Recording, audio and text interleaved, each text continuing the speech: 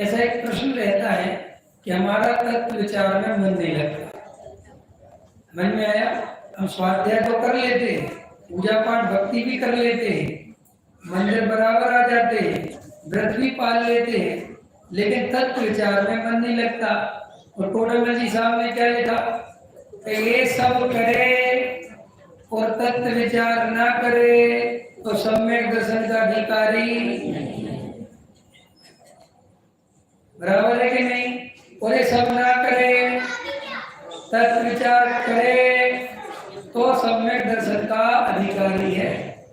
तो आपके मन में एक प्रश्न आता है कि साहब हमारा तत्व विचार में मन नहीं लगता। समझ में आया कि नहीं आया? आता है ना मन में। नोट गिनने में मन लगता है कि नहीं? नोट होते ना, नोट है 500 के, गिनने में मन लगता है कि नहीं? बहुत अच्छा। ध्यान भटकता है कहीं है?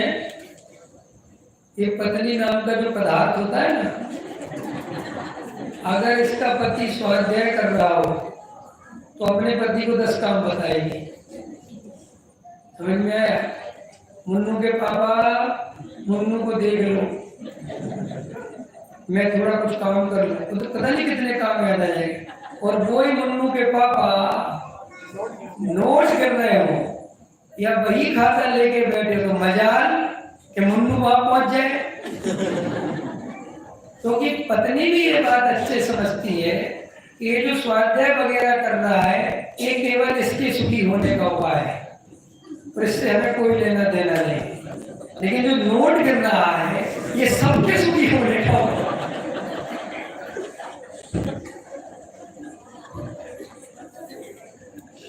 ये संसार ऐसा ही है भैया। तुम्हें हंसी तो आती है लेकिन अंदर हमारी यही मान्यता है, यही सिस्टम चल रहा है। इसलिए इतना स्वाध्याय सुनने के बाद भी एक तो सही बात है कि हमें संसार में कोई दुख नहीं लगता, हमें राग देश कसाय में दुख नहीं लगता। ये तो हम आके 10 लक्षण में सुनाते रहते कि दुख है दुख है, तो कहते हो भैया है, बहुत है बहुत है। अंदर तो लगता है पता नहीं यार कौन सा दुख है, किसे दुख है। लेकिन अपने धर्म में भैया जीव दुखी है, तो भैया अपने धर्म में तो जीव को दुखी मानना भी है कि नहीं? अपने धर्म में जीव दुखी है कि सुखी है?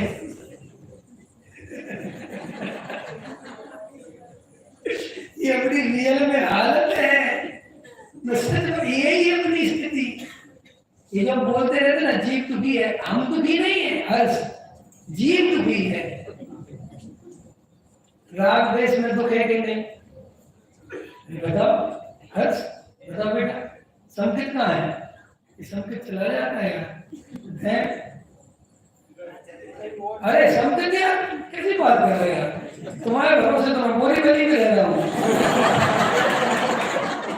और क्या मेरा भाई अंगरक्षक है भाई, आगे आया करे यार। बोलो अपन कितने जल्दी बोलते, इस बच्चे से बोलो, इसी से बोलो बेटा। राग देश में सुख है कि दुख? दुख लगा, आज तक पता भी राग देश क्या होता है। माने अपन को क्या ये सब चीजें घट गई है। राग देश में दुख है, मिथ्या संसार का कारण है, पैसे में कोई सुख नहीं है। ये अपने क्षयोपम ज्ञान में सारा का सारा नॉलेज इकट्ठा कर लिया है। देखो आज एक क्लिप डली है, वो क्लिप मेरी ही है और मैंने ही सुनी। मैंने कहा ये क्लिप अच्छी है, बता देता हूँ। उसमें एक अच्छी कहानी है। देखो क्या है, मिथ्यात्व ने बहुत सारे अपने सिपाही बाहर में छोड़ रखे, चौकीदार। सुनी क्या? किसी ने सुनी क्या? और सब उसने अपने चौकीदार छोड़ रखे हैं और वो अंदर शांति से बैठा हुआ है और जीप पे वो शासन करता है। और अभी क्या होता है कि इस मिथ्यात्व के जो चेले चपाटे हैं उनमें सबसे बढ़िया काम तो करता है उसका पुण्य। पुण्य उसी का बेटा है, उसी का चौकीदार है। तो वो क्या करता है, जीव जैसे ही धर्मात्मा होने की सोचता है, जैसे ही वो मंदिर में आता है और मिथ्यात्व तक एक खबर पहुंचती है कि साहब आपके जाने का समय आ रहा है, क्योंकि ये देव शास्त्र के समीप आ गया है। और मिथ्यात्व कहता है कोई टेंशन मत लो, कुछ नहीं होने वाला, 1000 दफे होके आया है। समझ में आया? बोले साहब ये अब प्रवचन में भी बैठने लगा, और ये कोई ऐसे छोटे मोटे प्रवचन में नहीं बैठ रहा। जो पूज्य गुरुदेव श्री का मूल तत्व ज्ञान है कांजी स्वामी वाला, जिसमें मिथ्यात्व की धज्जियां उड़ाई जाती हैं और जिसमें पुण्य को हे बताया जाता है, ये अब वहां बैठने लगा। महाराज अब खतरा है। वो कहता चिंता मत कर, अपन ने दूसरा पहरेदार बैठा रखा है, उस चौकीदार का नाम है क्षयोत्सव। तो अधिकतर जीव तो ये पुण्य में धर्म मान लेते हैं और वो पुण्य में ही रह जाते हैं, और क्रिया कांड में धर्म मान के उन्हें मिथ्यात्व कुछ पता ही नहीं चलता कि मिथ्यात्व है क्या। इसलिए पुण्य के कारण मिथ्यात्व तक कोई पहुंचते ही नहीं। और मान के चलो कोई पुण्य से आगे चला भी जाए तो मिथ्यात्व कहता है कि हमने क्षयोत्सम ज्ञान वाला चौकीदार बैठा रखा है, तो क्षयोत्सम ज्ञान वाले पर कई प्रकार की इंफॉर्मेशन आती है, और इंफॉर्मेशन आती रहती है तो वो सब समझता है। तो मिथ्यात्व ने कह रखा है क्षयोत्सम ज्ञान वाले चौकीदार से कि अगर तेरे पास कोई तत्व संबंधी इंफॉर्मेशन लेके आए, आत्मा संबंधी इंफॉर्मेशन लेके आए, तो तू बराबर सुनना, समझना, ध्यान से समझना, लेकिन अंदर मत पहुंचाना।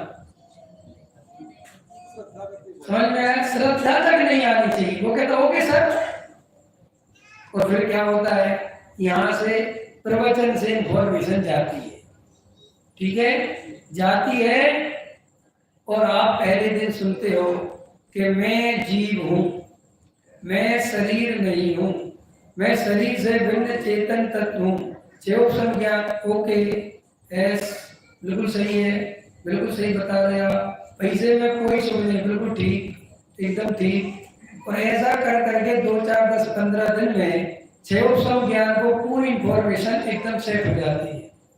और क्षयोत्सम ज्ञान के आधार से ये भूल पैदा हो जाती है कि मुझे धर्म का ज्ञान हो गया,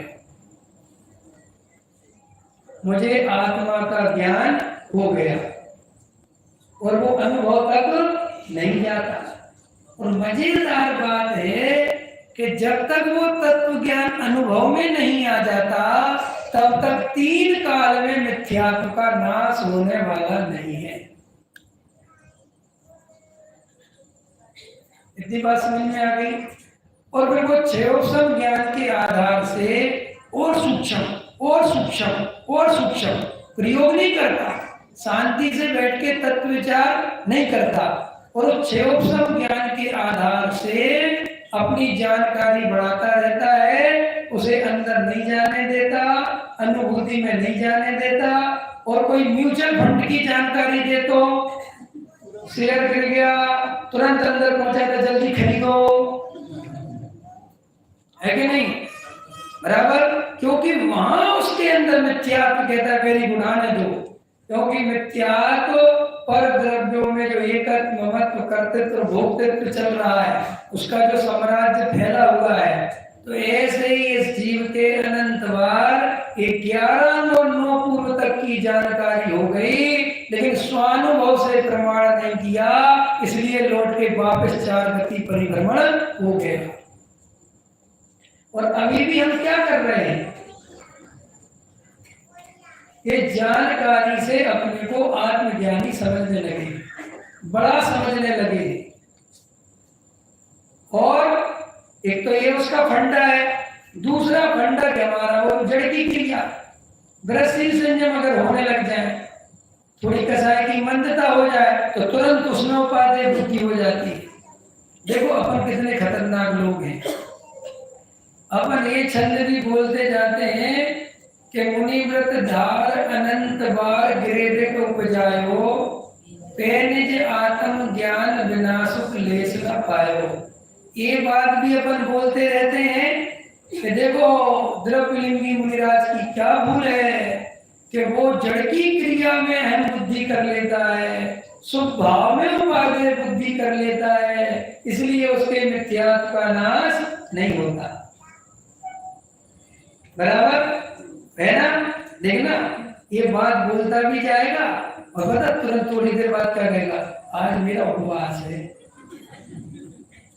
आज मैंने बिना पानी वाला किया है, पानी भी नहीं लिया।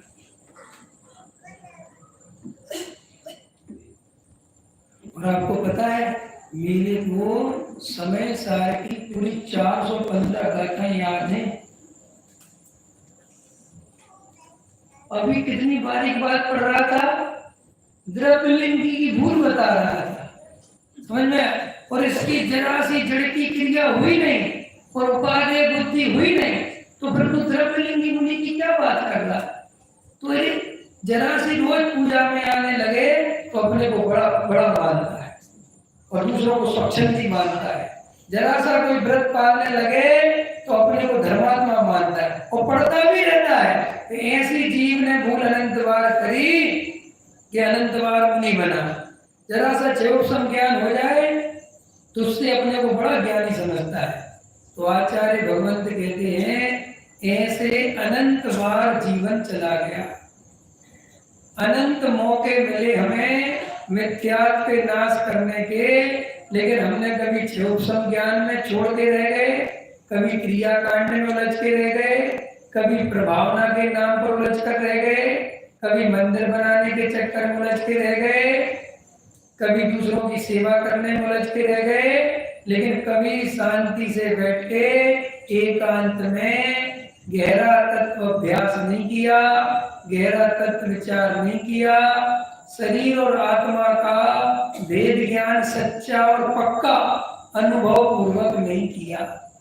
देखो भाई, अगर हम दूसरों के भरोसे धर्म समझते रहेंगे, चाहे हम बड़े से बड़े गुरुओं की शरण में चले जाएं, लेकिन हम खुद स्वानुभव से जब तक वस्तु को प्रमाणित नहीं करेंगे, स्वयं का अनुभव आत्मा का स्वयं नहीं करेंगे, तब तक हमारे मिथ्यात्व का नाश होने वाला नहीं है।